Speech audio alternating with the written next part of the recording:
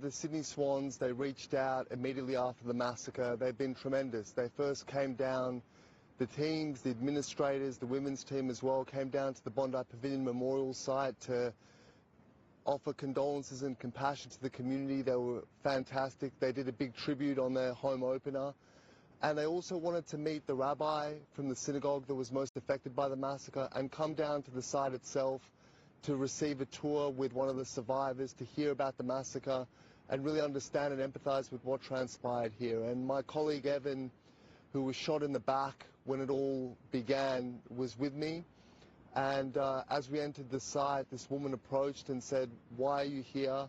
Called me an evil Zionist and so forth. And look, I feel like in the last few years I've seen it all and experienced many things, but to have this happen here on hallowed ground, the site of a massacre just 6 months afterwards, and for Evan, a survivor, to have to be re-traumatized in that way and have to experience that, I think it's appalling, and it shows really how little has changed since the massacre. If we felt that there would be some sort of catharsis or transformation, I don't think it's happened. And I think those who always despise the Jewish people and wish violence upon us, people like this woman, they're still around, they're still brazen. There were police present at the time. There were usual police patrols happening here.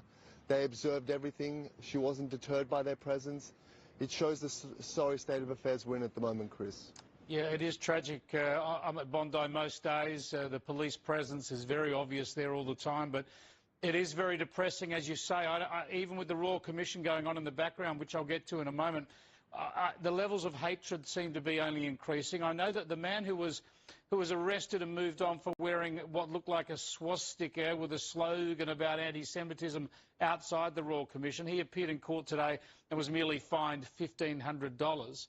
But the political leadership concerns me too, and you must have noticed what Zoran Mamdani said in New York City yesterday. I mean, this sort of thing just gives license and inflames the hatred, doesn't it?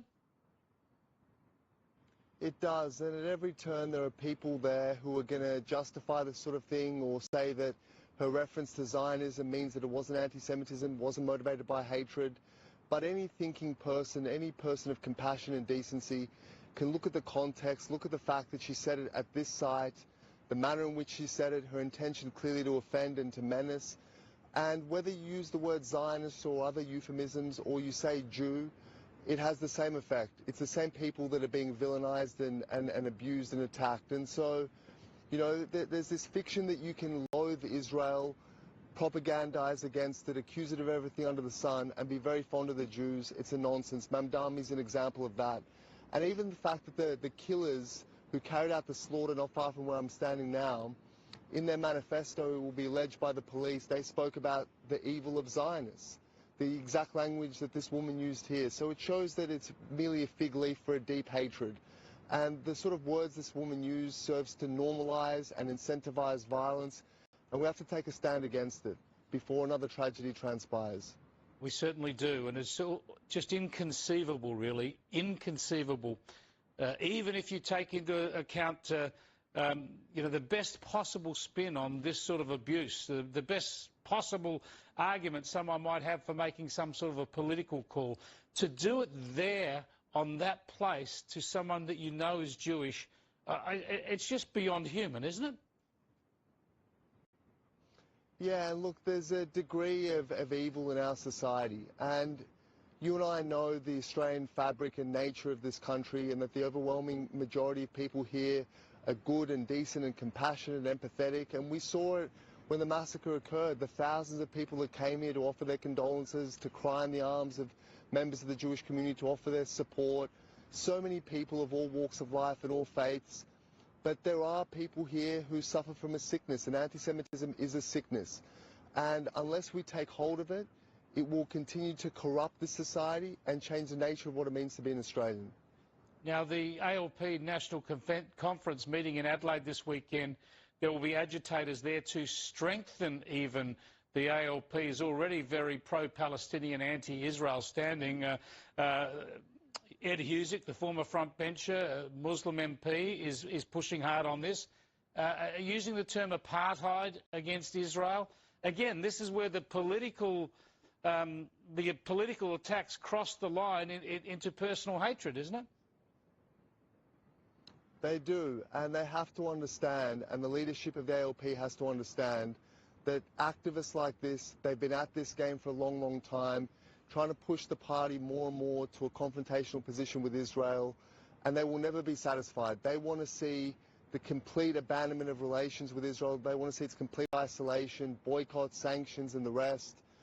And when you have terms like apartheid used, colonialism, accusations of genocide and starvation, that effectively means that the state is evil. And what do you do to evil states like that? You destroy them.